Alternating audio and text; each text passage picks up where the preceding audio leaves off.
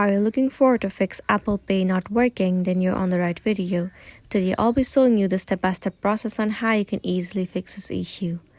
So the very first thing you want to do is head over to your application Apple Pay or wallet.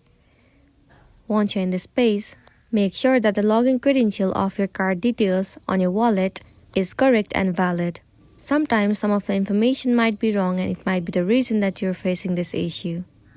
Once checked, now the next thing you want to do is move into the settings of a device. Inside settings, head over to general, scroll down and move into language and region.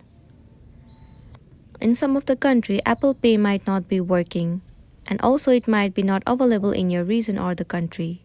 In that case, simply try changing the region.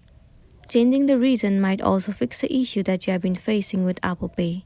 So that's the end of the video. If this video really helped you, give it a like and check out our next tutorial. Thank you.